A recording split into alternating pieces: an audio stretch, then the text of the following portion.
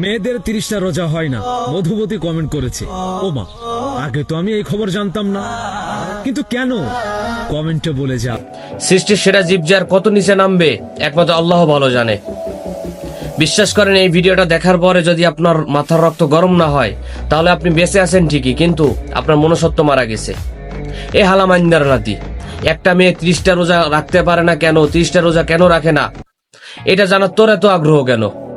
এখন যদি আমি তোর কাছে জিজ্ঞেস করি তুই দিনের বেলা বাথরুমে কয়বার যাস, তখন উত্তরটা কি দিবি? তোর যদি সময় থাকে তোর মা অথবা তোর বোনের কাছে গিয়ে এই একই প্রশ্নটা করবি। যদি তোর মা আর তোর বোনের শিক্ষাটা ভালো থাকে, তাহলে পায়ের থেকে জুতা খুইলা আগে তোর কইসা বাড়ি মারবে।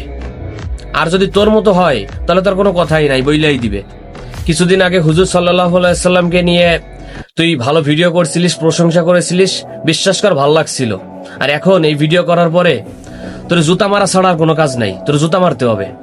আপনাদেরকে আমি রিকোয়েস্ট করব, যার সামনে পড়বে পায়ের থেকে জুতা খুলে কইসা, দাড়ি টুপি পাঞ্জাবি বাদ দিয়া কইসা জুতা দিয়ে ভিড়াইবেন। দেখবেন বাকি পাঞ্জাবি আলা যারা আছে তারা আপনার ফুলের মালা দিবে। একটা কথা বলি ভাই, শোন, মুখে দাড়ি রেখে মাথায় টুপি দিয়ে আর পাঞ্জাবি পরে এই ধরনের ভিডিও বানাইস না। তোর কারণে বাকি পাঞ্জাবি পরা লোকদের বদনাম করিস না।